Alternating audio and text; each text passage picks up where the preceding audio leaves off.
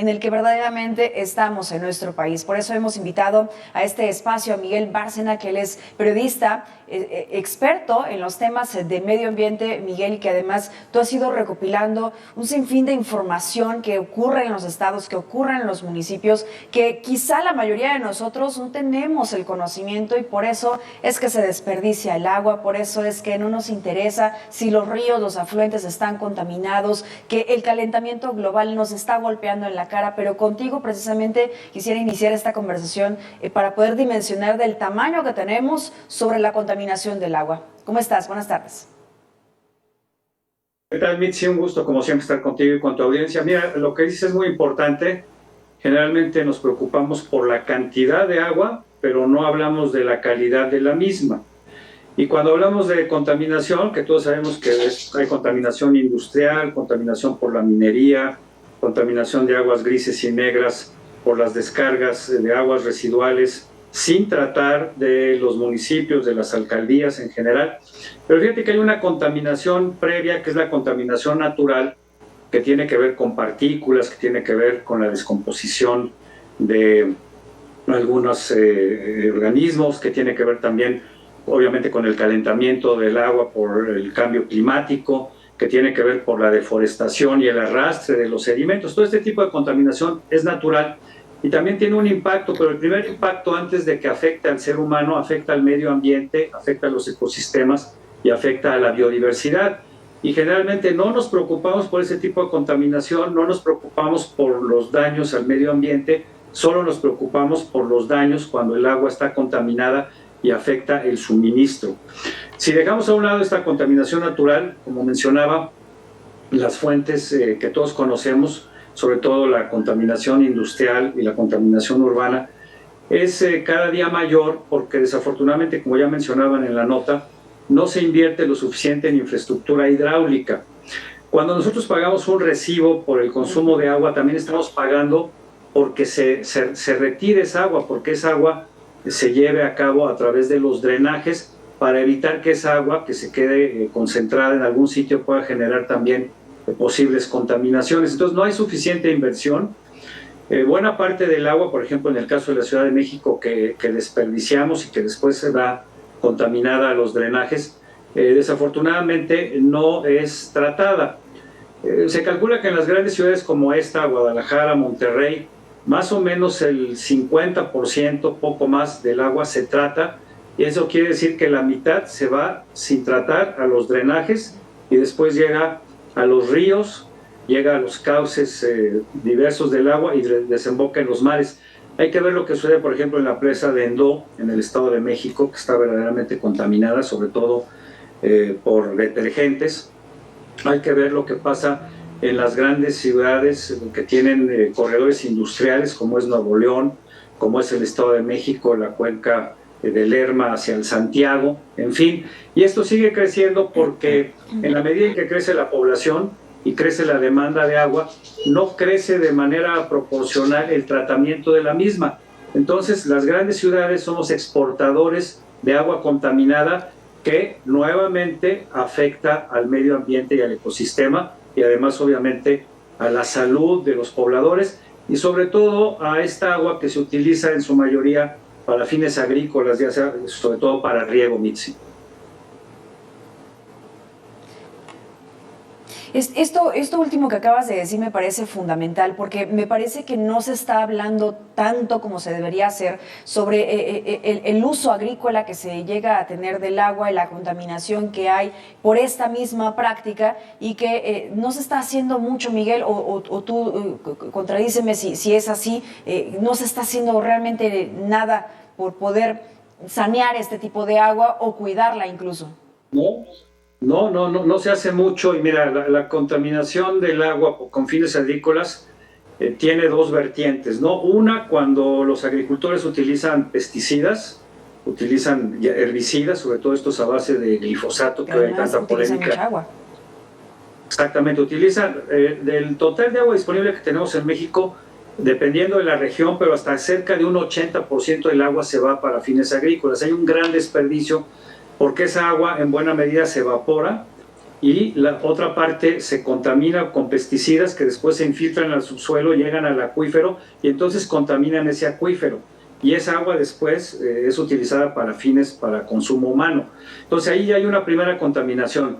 La otra es cuando las ciudades, como la Ciudad de México, exportan el agua contaminada que no está tratada y en muchas ocasiones esa agua igual llega a los acuíferos y se utiliza para riego. Entonces hay un círculo perverso en donde estamos contaminando el agua tanto en el momento de la siembra como en el momento del riego y de la cosecha. Y como tú dices, no se hace mucho, hay comisiones en la Cámara de Diputados que tienen que ver obviamente con el agua, con el abasto, con la calidad, con la cantidad, obviamente las comisiones que tienen que ver con la agricultura. Pero yo no recuerdo, por lo menos en las últimas 2 legislaturas, que se hayan hecho grandes avances para evitar esta circunstancia. Y yo iría todavía más atrás, no hay una propuesta en la mesa para cambiar el modelo del agua que estamos utilizando desde hace décadas y que a todas luces no es sustentable porque cada vez tenemos menos disponibilidad de agua y cada vez tenemos menos calidad de agua.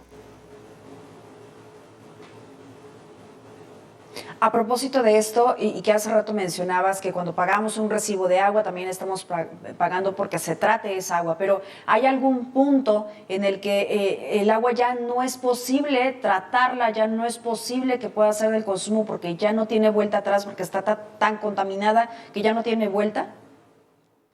Pues depende qué tipo de agua, ¿no? Si estamos hablando de residuos industriales, habría que ver qué procesos hay. Por ejemplo, hay industrias que utilizan plomo, cadmio, zinc, mercurio, etcétera. Esa agua, en caso de poder tratarse, requiere de un proceso mucho más largo y mucho más caro. En el caso de los residuos urbanos, pues en principio estamos hablando de desechos orgánicos, el agua que se vierte a través de los excusados, el agua que se utiliza para lavar los trastes, para bañarnos. Esa agua se puede tratar sin mayor problema, obviamente también tiene un costo.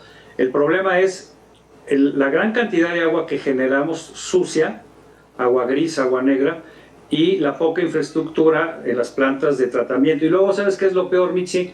Que hay municipios, por ejemplo, los que están en la cuenca de Lerma-Chapala, los que están cerca del lago de Chapala, en donde se han hecho inversiones en los últimos años para poner plantas de tratamiento que operan los propios municipios, pero que como cobran nada por el agua, no tienen recursos y entonces esas plantas no se les da tratamiento y en muchos casos las dejan de utilizar, es decir, se invierte en infraestructura, no hay dinero para mantenimiento, no hay dinero para operación y esas plantas se quedan abandonadas, entonces es un despropósito que se invierte en estas plantas cuando no hay el presupuesto por parte del municipio o del estado para que puedan estar funcionando como debiera ser. Ahora hablemos de la calidad de agua, porque era una cosa que básicamente está ligado con esto último que acabas de decir. Si no se están utilizando adecuadamente las plantas de tratamiento, que se hace una inversión realmente bastante fuerte para poder crearlas, para poder echarlas a andar y que de repente se abandonen, pues es un desperdicio. Pero respecto a la calidad de agua que nos llega en el momento en el que abrimos el grifo en nuestra casa, ¿cómo la calificarías? ¿Como buena o como mala? Bueno, la calidad es óptima cuando la Conagua le entrega el agua a los servicios municipales que administran su distribución. Pongamos el caso de la Ciudad de México. La Conagua le entrega una parte del volumen que consumimos, otra parte viene por los pozos propios que tenemos en el territorio de la Ciudad de México. Esa agua, la que viene de Cutzamala, está purificada, está potabilizada, es óptima para consumo humano. Lo que tendríamos que ver es en qué condiciones se encuentra las tuberías, el sistema de distribución que ya administra la Ciudad de México y que desafortunadamente en muchos puntos, por los hundimientos propios de la ciudad, por la antigüedad de la infraestructura, hay fugas y entonces esas fugas no solo permiten que salga el agua, sino que la que continúa se contamine. Pero el principal problema, Mitzi, está en los tinacos, en los tinacos o en las cisternas de las casas, de los condominios, de los edificios. Muchas veces igual por falta de cuidado de la gente o por falta de un presupuesto familiar, no se limpian, no se desinfectan, no se lavan los tinacos. Entonces, ¿de qué sirve que el agua en la que se invirtió mucho dinero, primero para represarla, ¿no?, en Cutzamala, después para potabilizarla, luego para subirla y enviarla a 2.240 metros a la Ciudad de México, se hace una gran inversión y cuando esa agua llega a los tinacos, en el tinaco se contamina. Y cuando la gente abre el grifo, un agua que debió de haber sido potable, en ese momento ya no lo es. Entonces hay que hervir el agua o hay que poner filtros.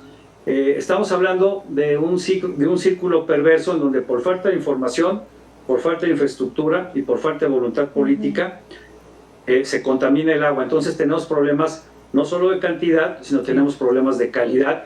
Y muchas veces nos acostumbramos a tomar esa agua del grifo, de la llave, y pues eso genera, sobre todo en épocas de calor, que ya viene la época de calor, eso genera que pues haya problemas de salud, sobre todo gastrointestinales. Así es, sí, y son épocas muy complicadas. Y sí, yo le invitaría al auditorio en que si tiene un tinaco, si tiene una cisterna, hágale caso a los expertos, revíselos, porque hay muchas ocasiones que estos tinacos están destapados, Miguel, y los pájaros también andan allí haciendo de las suyas y está completamente verde, asquerosa esa agua, y es agua con la que están utilizando todos los días en los hogares. Bueno, yo lo he visto ahora que estamos reporteando sobre esto.